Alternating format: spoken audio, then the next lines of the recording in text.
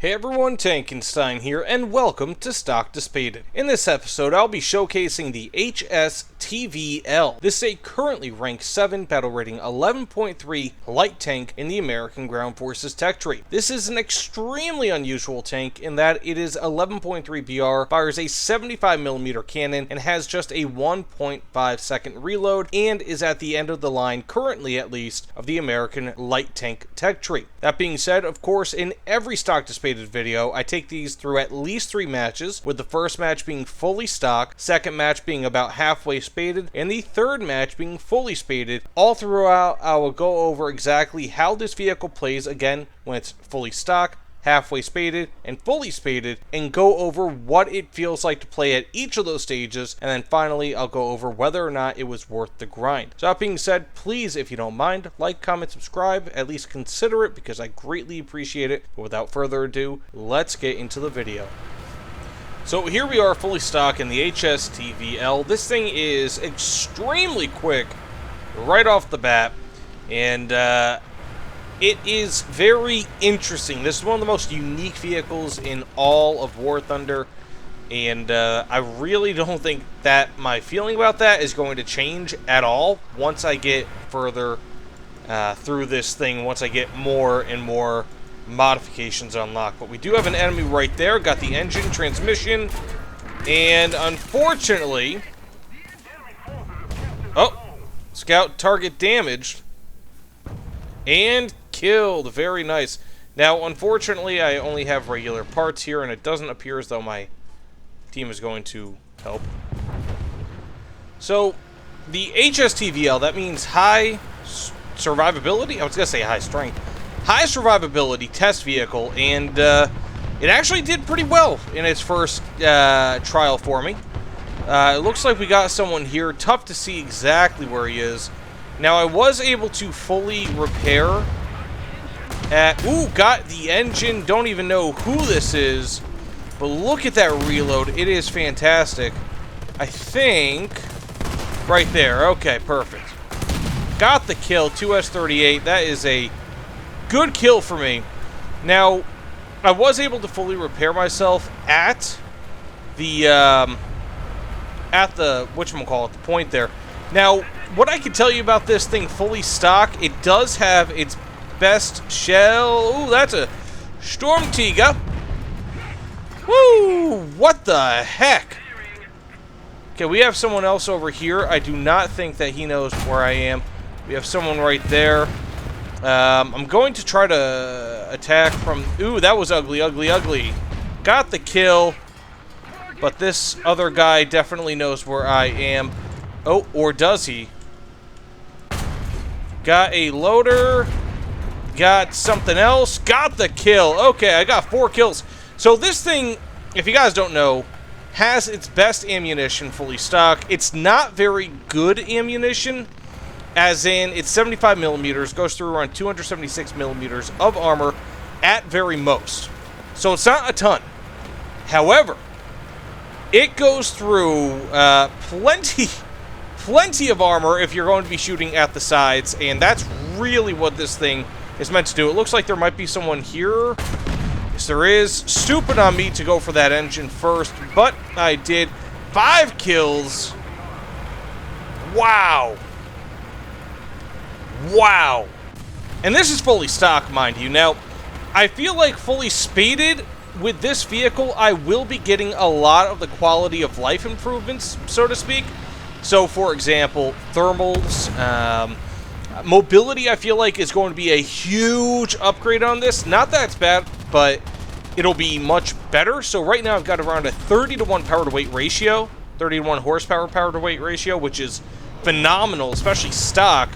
But once this thing is fully spaded, I've got no doubt in my mind that it will be substantially better. Now, we've got 2 bases capped, 5 kills, 2 assists, and again, this is fully stock, so I am just really, like, I'm surprised, but I'm not surprised, in a way. Like, I knew that this vehicle was good, and actually, I remember when this vehicle first came out, I just wanted to get another shell there. I remember when this vehicle first came out, it was a, what was it, like 9.7 BR or something like that. Nowadays, it's 11.3, and at least for me, at least in this match, it is rocking. I mean, just absolutely phenomenal. Glad I got out of there in time. I'm going to go back and cap the B point unless I get killed beforehand, which I very well might. But thus far, again, I've capped 2 bases. This thing is a fantastic capper, largely due to its awesome power-to-weight ratio. But we'll have to wait and see exactly what happens henceforth. Do not feel like being killed by that artillery. I got killed by that artillery. Oh, no. Yep. Oh, by my ally. So it looks like I was killed by my ally. But I've gotten 5 kills, 2 assists, 2 base caps. Was going to get a 3rd base cap. That's very unfortunate. So that said, let's get into the halfway spaded match, see what we could do, and go from there. But thus far, extremely impressed with the high survivability test vehicle lightweight HSTV-L. So here we are about halfway spaded in the HSTV-L, and the 4 biggest upgrades I've gotten for this are, of course, the thermals, which are incredibly important. Unfortunately, they are only Gen 1, which really sucks. Honestly, I thought that they'd be higher Gen. I thought that they were beforehand, but I must have been mistaken. I've gotten the laser rangefinder, I've gotten the engine upgrade, which is really nice, and of course, smoke grenades. So all of those are very useful with this, but, you know, again, when this thing was fully stock, it was still really quick. It had the same exact gun, same reload time, same APF SDS. You could scout as well, you know, I mean, it really, the workings were there. You know, like, everything that you basically needed was there. And it's just a fantastic vehicle in so many ways. Even fully stock, as I think I showed in that first match. Now, what I can tell you is that by getting even just mostly halfway spaded, when I was mostly halfway spaded, it was actually on this map, I had something like 12 assists in one match. And that was almost entirely from scouting. I mean, it was incredible how good of a scout this thing is. I'm going to want to move up, obviously, but I think that guy just died. But, of course, another T-80. Got him. Got the cannon breach. Awesome. Got the engine. Come on. Can I get the kill? Yes, I can. So, awesome. I don't know if I'm going to want to cap this, but, of course, I can certainly try. It's just capping with this vehicle in such a contested zone is so iffy, because even though it is, of course, supposed to be high survivability, as in the name HSTVL, it's not necessarily the highest survivability. And one thing, actually, that I do notice with this vehicle a lot is that turret traverse is one of the main things to get damaged. I mean, it's just so common with this that it's really a huge weakness of this vehicle. But really, again, I think this thing has gone from being a really good close-range flanker, fully stock, to being a really good scout, I guess you could say. And also, of course, it retains its flanking capabilities. Now, I'm really excited, like genuinely really excited to see exactly how this thing is going to be once I get its turret traverse, because you're looking at, in RB, of course, an 18% increase in turret traverse speed, which is fantastic. I mean, like, that is phenomenal, especially when I already have around 41 degrees turret traverse speed. Like, I mean, there's not really too much more that I could ask for. Now, of course, this is not going to be the best sniper in the world. I'm not expecting it to be. However, of course, it's not really very bad in that regard. Am I shooting something or someone? You will occasionally, just due to the fact that this thing fires so quickly, you will occasionally get shots where you go through their frontal, the lower glacis, or the side of, you know, the side armor or whatever, where it's weakest when you're shooting at a range. But again, sniping, in my opinion, with this is just something that I would do if I was either trying to annoy a target or just try to hit a weak spot, because you're not typically going to be able to actually get a kill with it. Most enemies will be able to shrug off a frontal hit with this pretty easily, especially at a range where you start losing effectiveness. Okay, we have an assist. Already have 3 assists. Okay, got another hit. And I died, so I'm going to respawn, probably. Somehow I capped that. Oh, I got 2 zone caps. That's very good. But again, this thing becomes a much more balanced vehicle, and I think those thermals help tremendously when it comes to scouting. But I'll probably respawn one more time. If not, it'll be fully spaded. Okay, so let's go ahead and move up. Looks like we have something here. Not entirely sure what or who. Let's see if we can... You know what? I'm not even going to be able to kill this guy, so I'm just going to let him burn there on the target, because ultimately that's kind of what you have to do. Well, let's go shoot through that one more time. Got the kill. Very nice.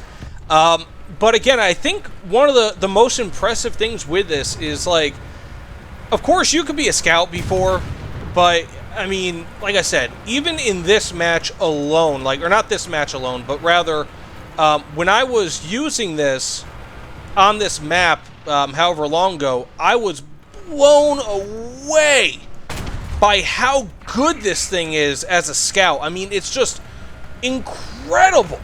Incredibly good. And, like, look at this now. This is literally just... I've died once, of course, with the HSTV-L, but I got 4 kills, 3 assists, 2 base caps.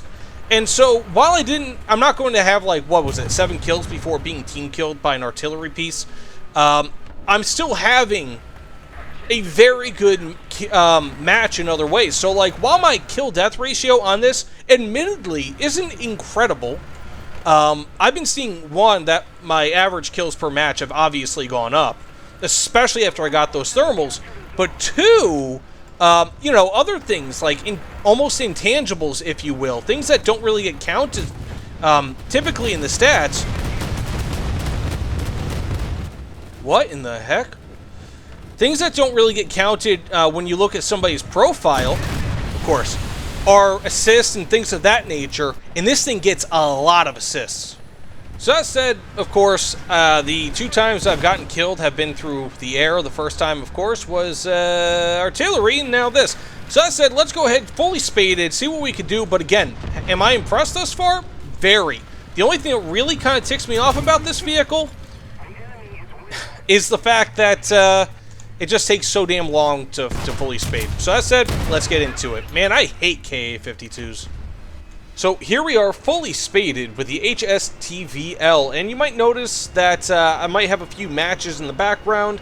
They are all fully spaded matches, and I decided for the first time in the history of this series to publish some audio over top of the background. That way maybe it's a little bit less disjointed and a little bit more together, and you guys can get a little bit better of an idea of what this is rather than me trying to ramble on through live gameplay. Now, that being said, the HSTV-L fully spaded, this might be the best scout tank in War Thunder. I mean, if you look at it, it's got a massive 20 tons and 650 horsepower, which is phenomenal. That is, what, a 32.5 horsepower per ton power to weight ratio, which when combined with its small size, great turret rotation speed, reload speed, vertical guidance, all of that, this thing is a phenomenal scout tank, and I think that's really how you should be playing it. Now, it can be a great flanker as well. It's one of the best in War Thunder, and so if you keep this as a flanker and as a scout, it's really, really good. Where it falls apart is if you're trying to, for whatever reason, frontline this, because it will not work, or even snipe with it, because unless you are shooting from the side, like flank sniping in a way, you are not going to do all that well with this. You might occasionally knock out a crew member, might occasionally knock out a module, like a cannon or cannon breach, but typically long-range fighting with this thing is strongly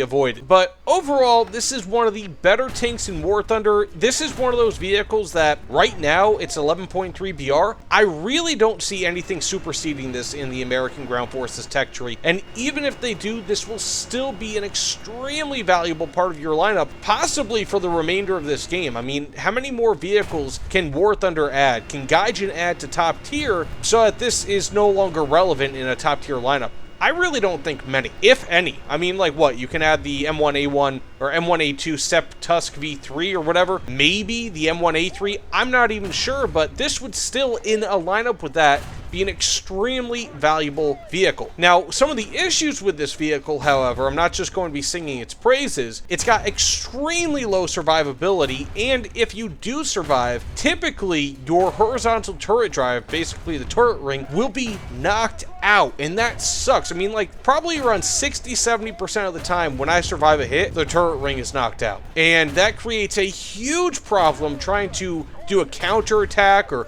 whatever the case may be. It makes it so you really can't defend yourself so easily. Not only that, but most other vehicles benefit from going from stock to spaded much more than this. And the reason being is because most vehicles start off with a mediocre shell, then they get like a decent APF SDS, and then they get the top level APF SDS. For example, you might be looking at the M1A1HC. I think it shares the same exact BR as this, and you go from an M830 APF SDS, or Heat FS rather, to the M829 APF SDS, and then the M829A1, which sees a 107mm increase in armor pen, which is phenomenal. But with the HSTV-L, you just don't get that. You always have the XM885 APF SDS, which in this instance, paired with its reload speed and its roll, it's still really good, but you don't get that extra jump. Not only that, but you also don't really get to grind this out so easily. This is not a very easy vehicle to grind. I mean, a lot of the tiers, a lot of the modifications cost a lot of RP, especially at the end, in order to get through, which can make it a little bit difficult considering this doesn't really have great survivability. And again, even if you do survive a hit, especially if it's close range, your turret rotation ring might be knocked out, which means that you might not be able to defend yourself, and then you might end up with a lot of 0 or 1 killed matches. You know, this, for me at least, has been like a boom or bust vehicle, especially when dealing with American teams full of M1A1 AIM players, M1 KVT players that really don't have a handle of what top tier gameplay is all about,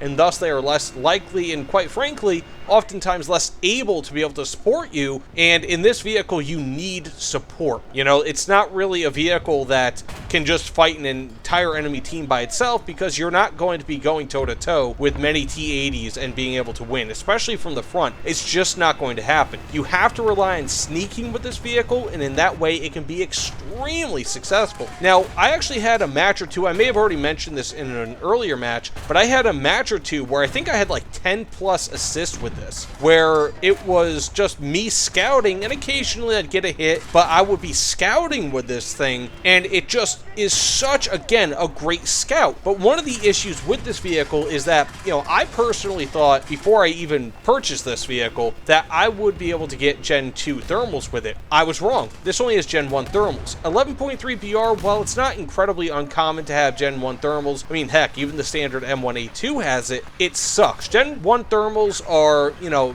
as I always like to say, Gen 1 better than Gen none, but Gen 1 thermals are still lackluster, to say the least. And in a scouting role, it does hinder you a bit, because you don't really get that high contrast that you would with Gen 2, but more so Gen 3 thermals, where you can really tell if there's an enemy there. And sometimes you kind of have to shut off your thermals, especially in a day match, in order to be able to scout properly, because you can probably tell in some instances, especially if it's farther away, if you see a vehicle or not, as opposed to with your thermals on. But additionally, one last point to be made here, one of the great things again with this vehicle, with its scouting, is the fact that you do have the Airstrike mod that you can install. I would strongly recommend installing that, especially if you go with CAS, because with each time that you scout, if I'm not mistaken, basically what happens is it reduces the respawn points that it would cost in order to be able to get into a CAS vehicle, whether it's a helicopter or aircraft. And that means that with this vehicle, especially if you're a prolific scouter, you can go around and get things like a fully loaded F5E, right? Like, one of the